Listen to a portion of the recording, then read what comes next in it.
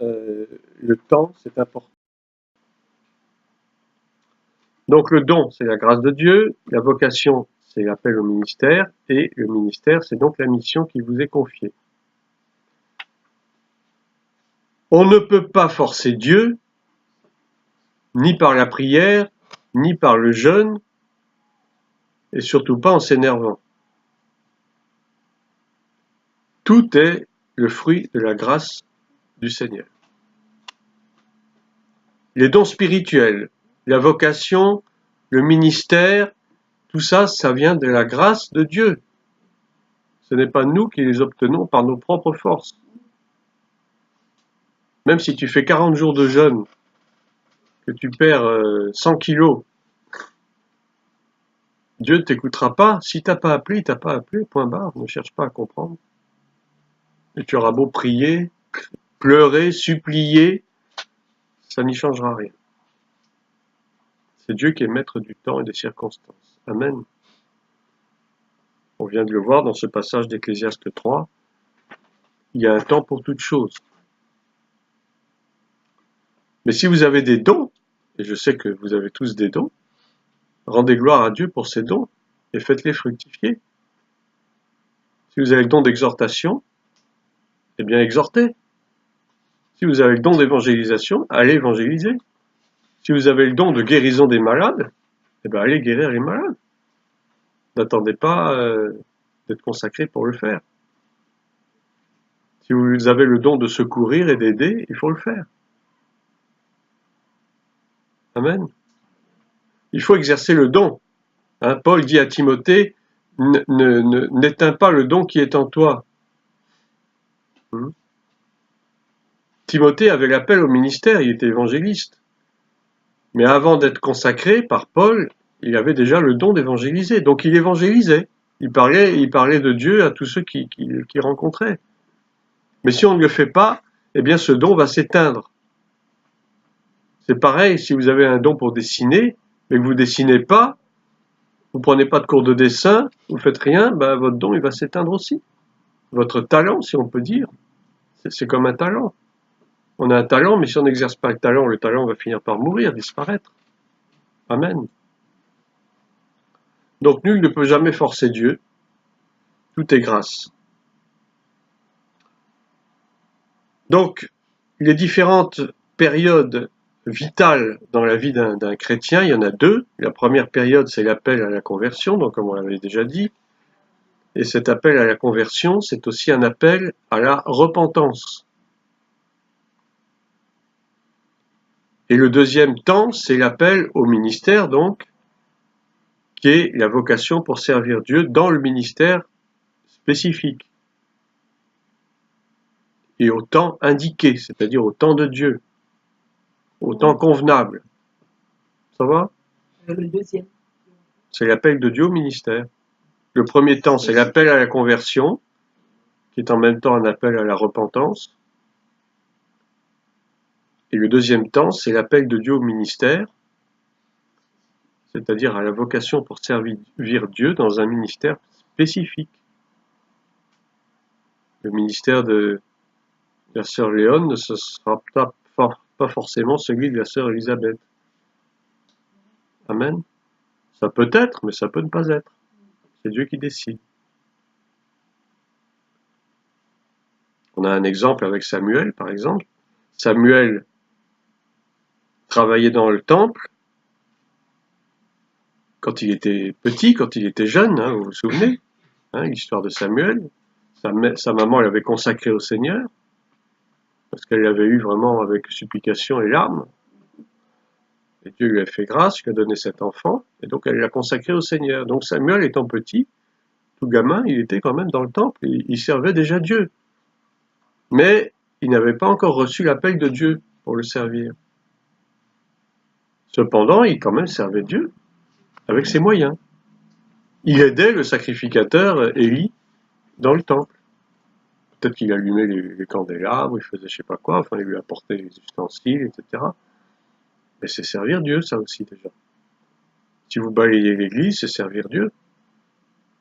Si vous prenez soin du matériel, des ustensiles, du temple, c'est vous servez Dieu aussi. Si vous chantez à la louange, c'est servir Dieu. Et comment? Amen. Il n'y a pas de petit service pour Dieu. C'est nous qui avons tendance à donner des qualificatifs à notre service. Oh, moi, tu sais, je fais que balayer l'église. Ça peut paraître méprisable, mais il n'y a pas de service méprisable. Amen. Rien n'est méprisable pour Dieu à partir du moment où on le fait avec vraiment l'esprit de servir Dieu, non pas se servir soi-même. Amen. Il y a un temps pour servir avant l'appel. C'est ce que nous faisons tous finalement.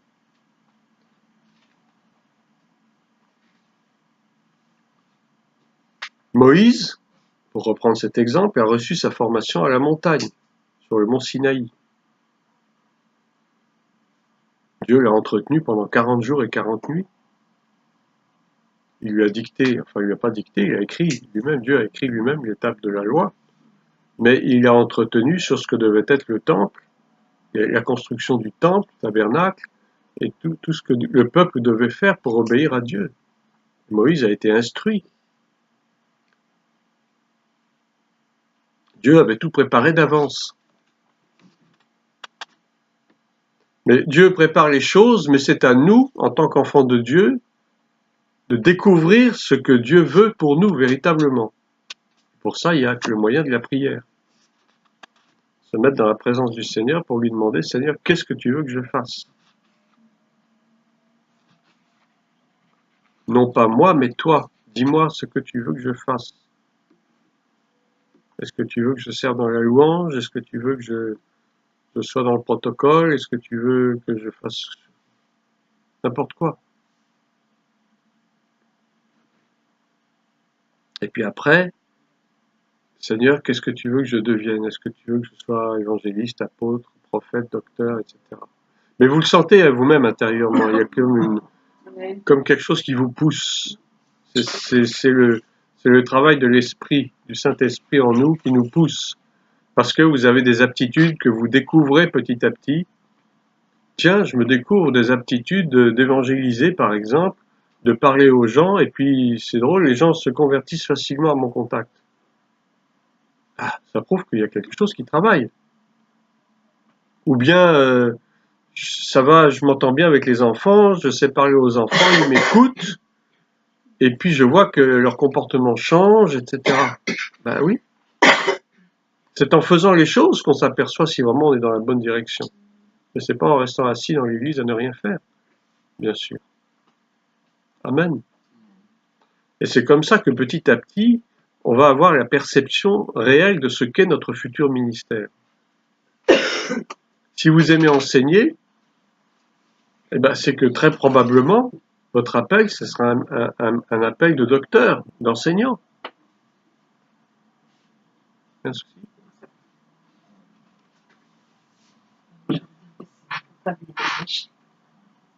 Oui, il est branché. Et ça, c'est vous qui découvrez au fur et à mesure que vous faites les choses. Mais il faut faire des choses. Si vous ne faites rien, vous ne saurez rien. Amen. Alors, comment reconnaître le temps de la mission maintenant? Eh bien donc, comme je vous disais tout à l'heure, il y a une conviction intérieure qui se forme. Le Saint-Esprit parle à notre esprit. Nous écoutons la voix de Dieu, la voix intérieure. C'est pas forcément une voix audible. N'attendez pas que Dieu vienne vous crier dans les oreilles. Non, parce que la voix de Dieu, en général, elle est très calme. Elle est très douce. Elle peut être violente, c'est vrai. Mais elle peut être aussi très douce, et souvent on la reconnaît pas. La conviction intérieure, c'est cette, j'allais dire, comment dire, vous vous sentez littéralement poussé à faire les choses. Et si vous les faites pas, vous allez vous sentir mal. Vous comprenez ce que je dis? La conviction intérieure, c'est d'être poussé à faire quelque chose pour laquelle on a vraiment envie de faire la chose, mais si on ne la fait pas, on se sent mal. Il y a quelque chose qui vous manque. Et même ça va jusqu'au fait d'être dérangé, d'être troublé, de plus dormir la nuit, de plus avoir envie de manger, parce qu'on n'a pas obéi à la voix de Dieu. C'est ça, obéir à la voix de Dieu. C'est répondre à la conviction intérieure qui nous est faite.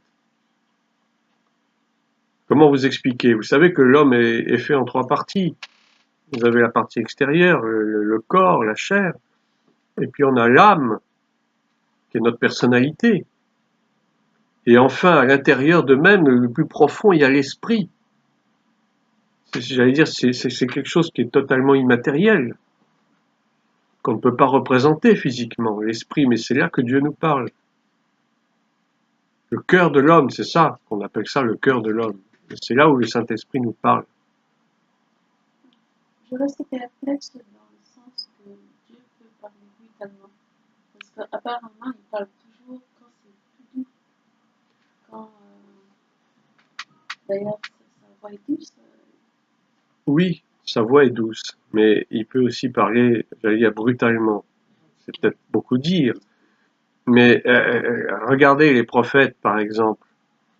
Quand Dieu leur donne des instructions précises, parfois Dieu peut être violent dans sa façon de parler. Et quand il a parlé à Jonas, lève-toi, va à Ninive, je pense pas qu'il lui ait parlé doucement. Ça, c'est un cas particulier, oui, mais ça veut dire que Dieu peut aussi utiliser cette voix un peu brutale. Le cas d'Abraham. En fonction des circonstances, je dis. C'est vrai que Dieu a une voix douce, bon, mais il connaît notre caractère aussi. Et s'il sait que nous sommes un peu durs à comprendre, il peut utiliser une voix un peu plus ferme. Oui, bien sûr, parce qu'il sait que nous sommes faibles de certains côtés. On est parfois dur à entendre, dur à comprendre. Et autant il peut utiliser une voix douce, autant il peut utiliser une voix ferme pour nous pousser à faire les choses. Vous comprenez, il n'y a pas de règle. Hein. Il n'y a pas de règle, il n'y a pas de canon pour ça. C'est vraiment propre à chacun parce que Dieu agit en fonction de ce que nous sommes, en fonction de notre caractère, en fonction de notre façon de réagir. On n'a pas tous les mêmes réactions en face de ce que Dieu nous dit.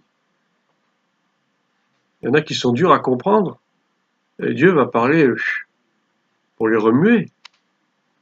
Et puis, il y en a qui sont très dociles à la voix de Dieu, et Dieu va leur parler d'une façon très calme, très douce.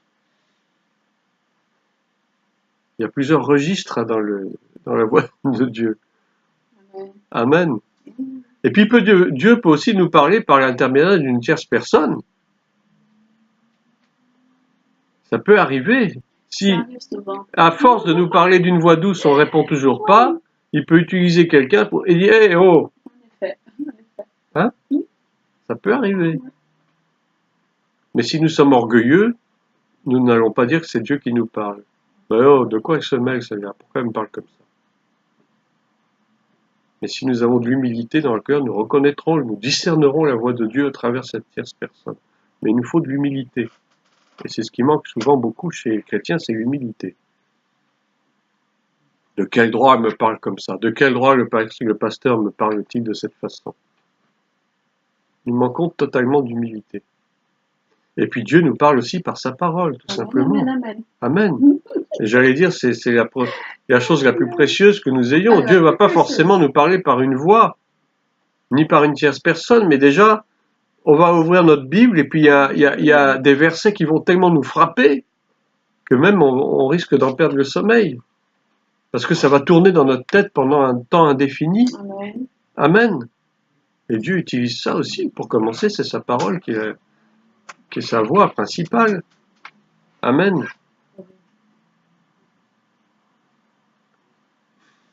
Ça va? Fatigué? Il ne faut jamais être pressé de se lancer dans quoi que ce soit avant le temps de Dieu. Il faut vraiment avoir reçu la révélation de notre appel.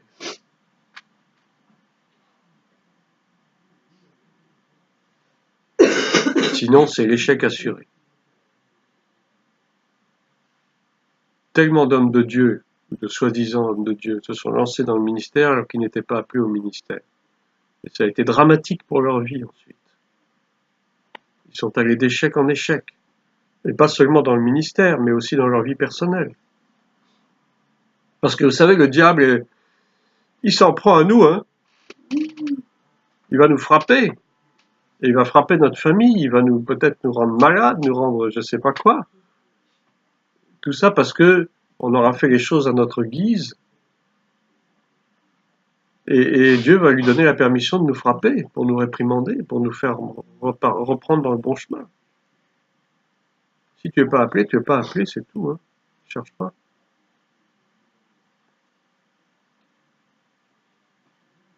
Alors il y a quelques raisons qui poussent l'homme, l'être humain, l'homme de Dieu, pardon, à ne pas découvrir son temps. Parce qu'il a beau être appelé, un homme de Dieu, un futur homme de Dieu, peut ne pas discerner les temps. Et il y a différentes raisons à ça. Premièrement, il y a un manque de communion avec Dieu, un manque de consécration dans la prière. Ensuite, il y a carrément le désintéressement, le désintérêt total pour chercher et connaître quand commencer vraiment le ministère. On s'en fiche si c'est demain, dans 6 mois, dans 1 an, peu importe. Non, il faut chercher à savoir, il faut interroger Dieu. Et tout ça, ça fait partie de la communion. Ensuite, une troisième raison, c'est que il y a le manque de quelqu'un qui est là pour nous épauler et nous guider dans cet appel. Manque d'un leader. Nous n'avons pas de leader à qui nous confier.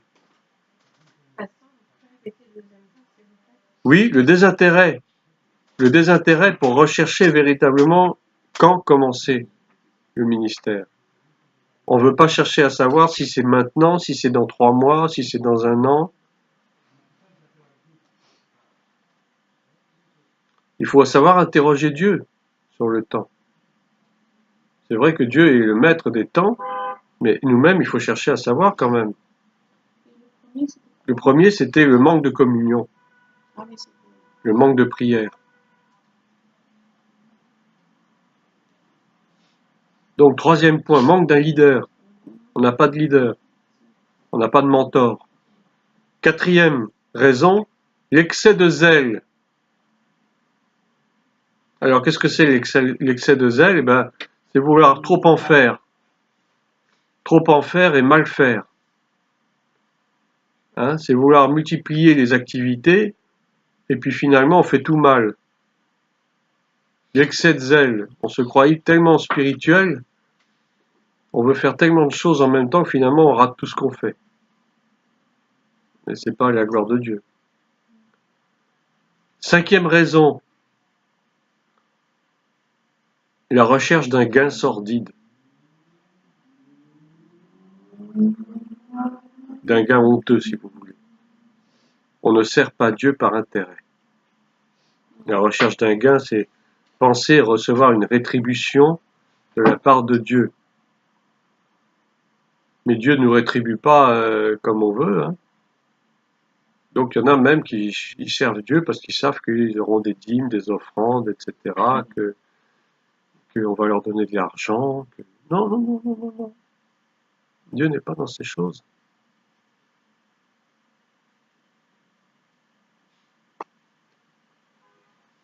Ensuite, sixième point.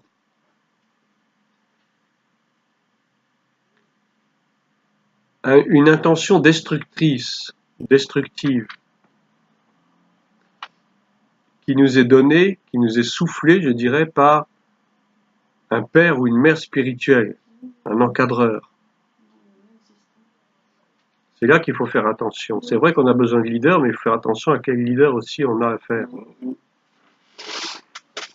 Parce qu'il y en a qui vont nous pousser à faire des choses qui sont contraires. Tout ça pour servir leur intérêt à eux.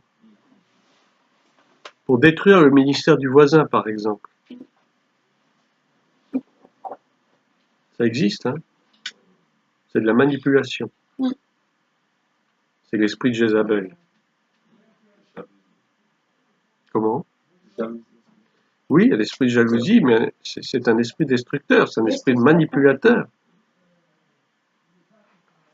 Il y a des hommes de Dieu qui disent avoir des enfants spirituels, mais ils ne les forment pas dans le bon sens pour servir Dieu, mais pour se servir eux-mêmes.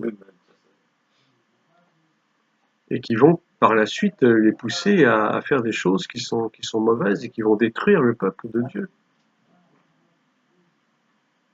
C'est vicieux, hein? Oh, c'est trop méchant. C'est de la pure méchanceté. Ah oui. La pure méchanceté, et il faut savoir que dans ces temps que nous vivons, c'est de plus en plus fréquent. Et c'est le concerné qui souffre. Beaucoup. En plus, bien sûr, C'est lui qui souffre. c'est le concerné qui Il souffre. peut souffrir toute sa vie à cause de ça. Toute sa vie peut être détruite, ravagée. C'est ce qu'on appelle les abus spirituels.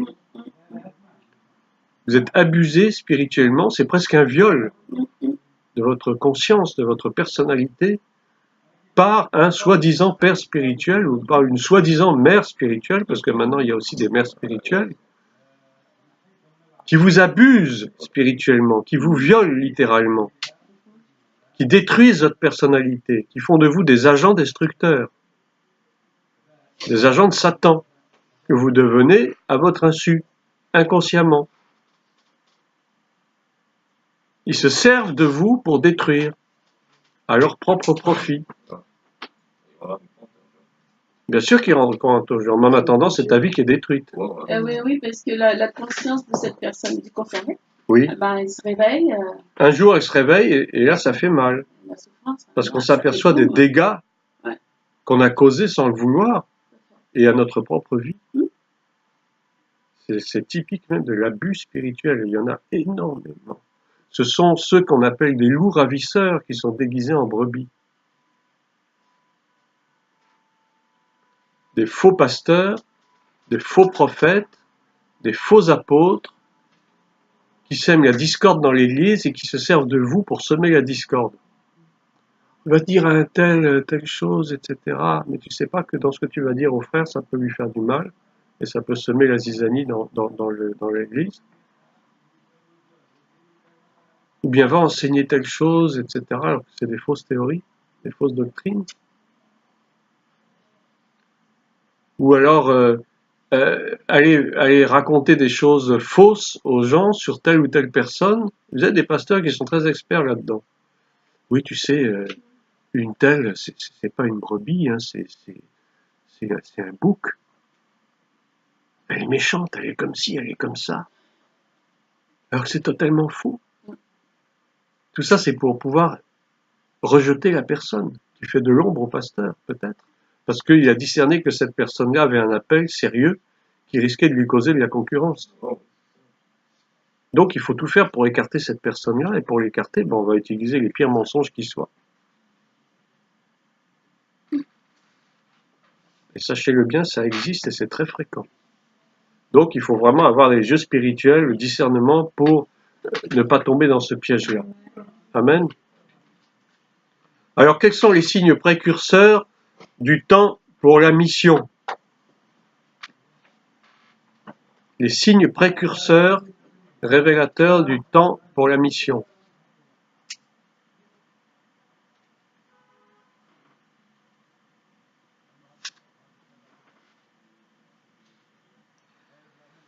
Eh bien, déjà, il faut veiller sur la précision des signes que Dieu nous révèle. Veiller sur la précision des signes que Dieu nous révèle. Dieu nous montre des signes, nous donne des signes.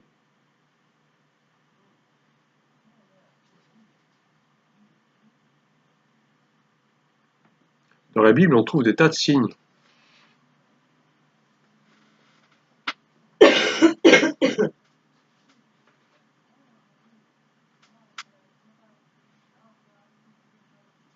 Ces signes doivent être parfaitement exacts. Amen. Le Saint-Esprit ne peut pas se tromper. Donc s'il te donne un signe, ce signe se révélera exact. Tu ne peux pas dire Dieu s'est trompé. Dieu m'a dit un truc un jour et puis le lendemain il a changé d'avis. C'est pas possible. Regardez, il y a eu un exemple quand Jésus a dit à ses disciples, allez voir là-bas, cet homme-là, il y a un anon qui est attaché. Vous le détacherez et si on vous demande, vous direz c'est pour le Seigneur. C'était un signe.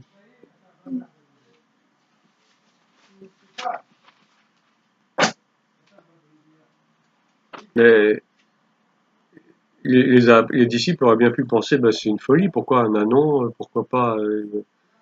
Enfin, pour eux, ça pouvait sembler absurde, quoi.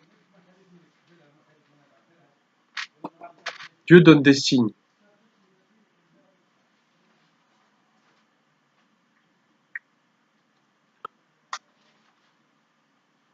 Il y a l'exemple de Saül. On a l'exemple de Saül. Avant que Saül soit oint par Samuel, il y a eu une troupe de prophètes qui sont descendus de la montagne en prophétisant, avec des tambourins, des luttes, des instruments de musique. C'était un signe. Ces hommes prophétisaient. Ben, Saül ne comprenait pas. Il ne comprenait pas puisqu'il n'était pas, il n'avait pas eu encore la révélation. Mais c'était un signe que Dieu lui montrait qu'il y avait quelque chose pour lui qui était en train de se préparer. Et puis il y a eu l'épisode des ânesses qui ont été perdus. Vous connaissez l'histoire, non?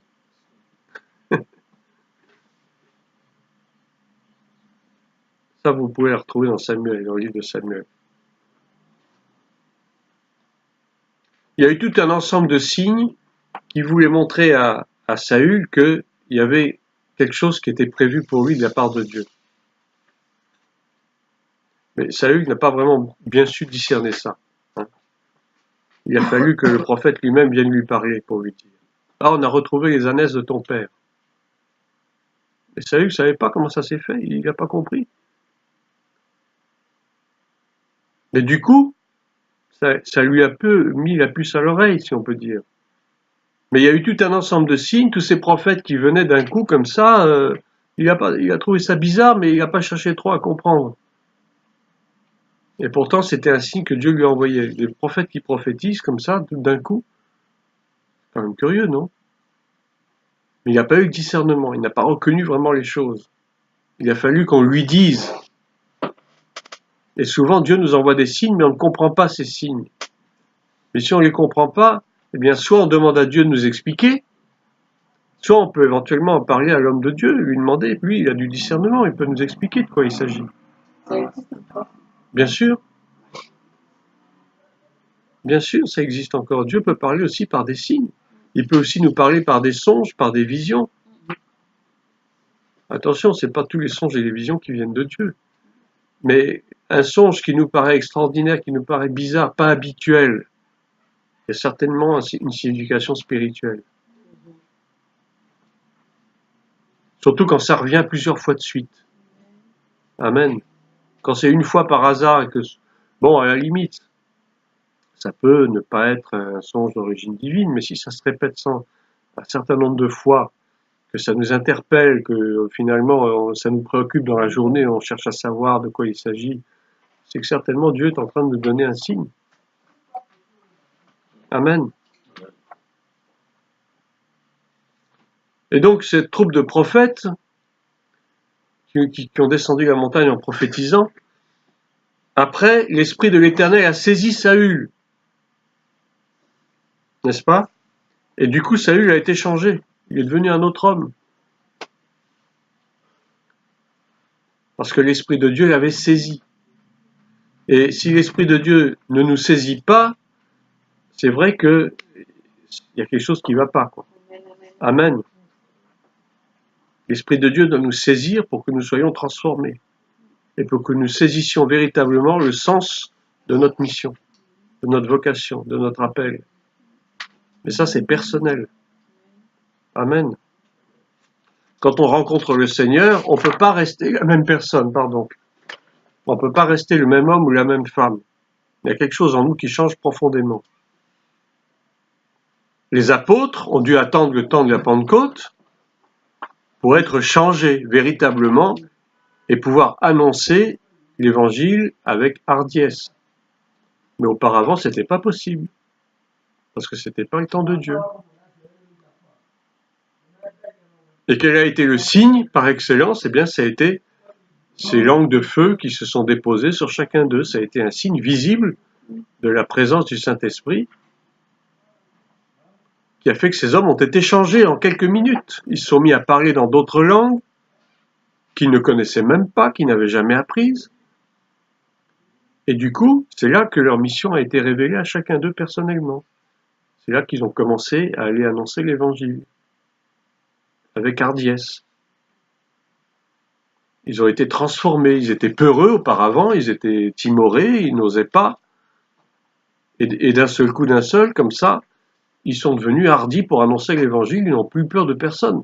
Et la preuve, après on les a mis en prison, on les a persécutés, on les a fouettés, mais ça ne les a pas empêchés de continuer. Parce que l'Esprit de Dieu les avait saisis. Amen.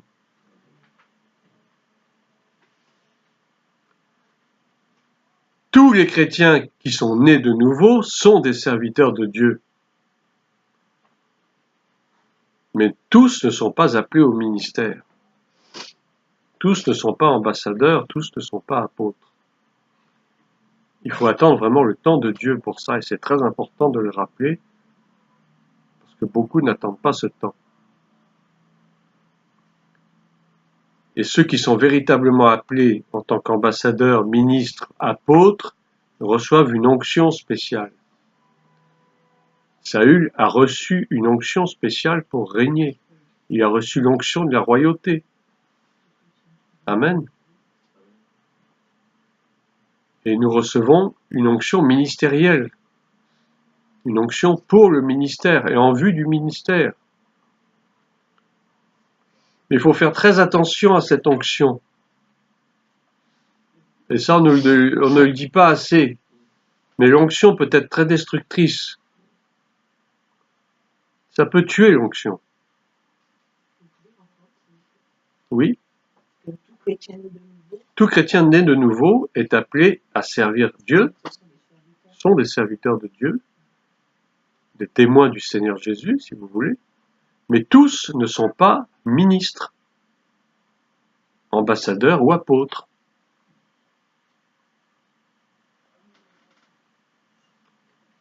Et pour être ministre, ambassadeur ou apôtre, il faut avoir reçu l'onction spéciale pour le ministère. Auparavant, on a simplement des dons spirituels.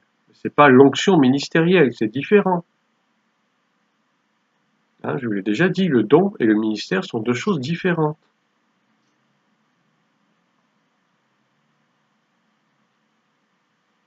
Donc, recevoir l'onction pour le ministère, après, il faut en faire bon usage. Et parfois, on en fait un mauvais usage. L'onction peut tuer.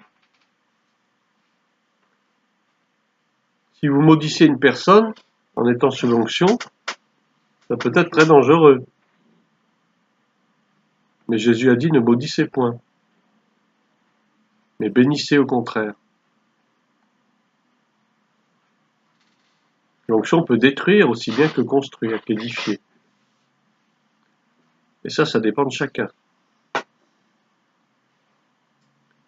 Des paroles mauvaises, des paroles de malédiction peuvent détruire. Si vous avez une rancune cachée contre quelqu'un, tout en étant dans l'onction ministérielle, ça peut détruire la personne. C'est pour ça qu'il faut toujours pardonner. Ne pas avoir de rancune vis-à-vis de qui que ce soit, parce que ça peut tuer. Ça peut tuer spirituellement, mais ça peut tuer physiquement aussi. Tuer la personne entièrement. C'est la question que j'avais posée. Hein? Ça tue qui? Je pense que les deux côtés. Mais les deux. Les deux. Oui. Spirituellement, entièrement. Bien sûr que ça peut tuer des deux côtés. Oui, mais c'est un petit peu... si on n'a rien demandé et que... voilà. On meurt spirituellement alors qu'on n'a rien demandé à l'autre, on n'a rien fait. C'est injuste. Tu es en train de prendre le coup pour aller à un niveau plus élevé.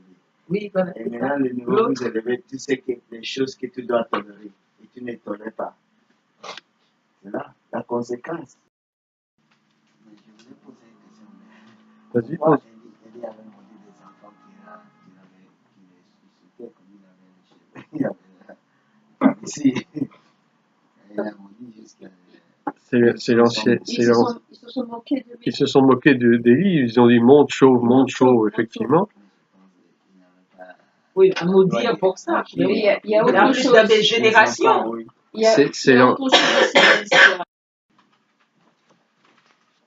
Donc le ministre de Dieu qui reçoit l'onction ministérielle reçoit en même temps une nouvelle personnalité. Ça ne veut pas dire qu'il n'est plus la même personne, j'allais dire intérieurement, il a toujours sa personnalité humaine en tant qu'humain, mais il devient une autre personne vis-à-vis de Dieu.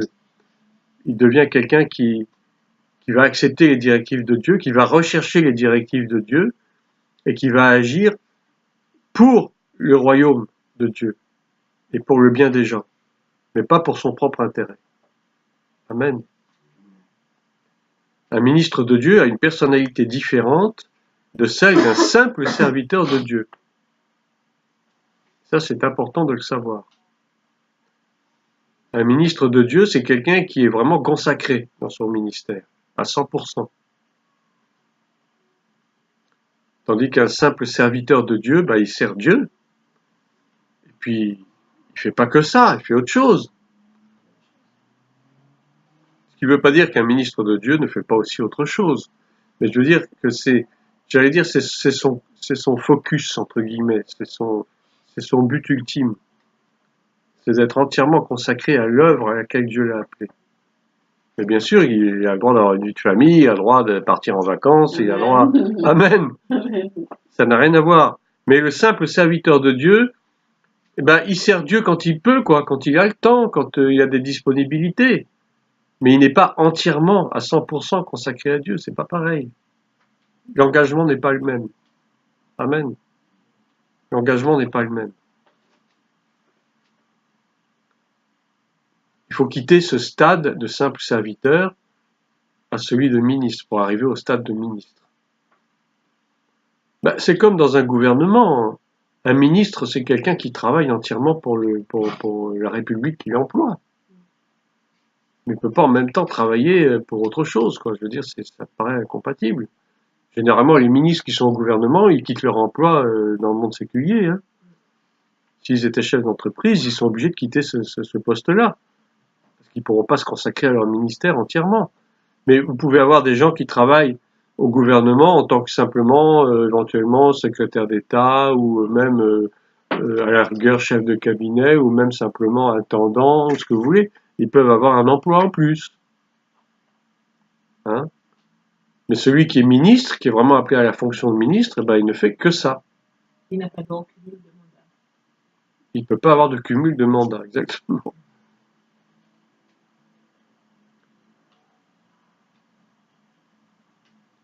Voilà, on va s'arrêter là pour aujourd'hui. On va pas commencer la 5e colonne parce que ça nous mènerait trop loin. Que Dieu vous bénisse. Amen. Est-ce qu'il y a des questions? Pas de questions? Est-ce qu'on peut passer à côté de sa vocation? Comment? Est-ce qu'on peut rater ou passer à côté de sa vocation? On peut, oui. Il l'a dit. On peut, bien sûr. On le regrette aussi. Hein. On peut passer à côté de sa vocation, soit parce qu'on n'a pas écouté la voix de Dieu, soit on n'a pas fait attention aux signes. Et c'est grave. Ouais. Bon, Dieu nous donne une deuxième chance, hein. Il nous rattrape d'une façon ou d'une autre. Mais ça reste d'être un peu rude, d'être un peu compliqué. On va trouver que notre vie est bizarre. Que finalement on a des regrets, que finalement on reçoit des coups, on ne sait pas pourquoi. Parce qu'on a manqué l'appel de Dieu. Et de toute façon, Dieu il a tous les moyens à sa disposition pour nous rappeler à l'ordre. Hein. Amen. Merci, Père.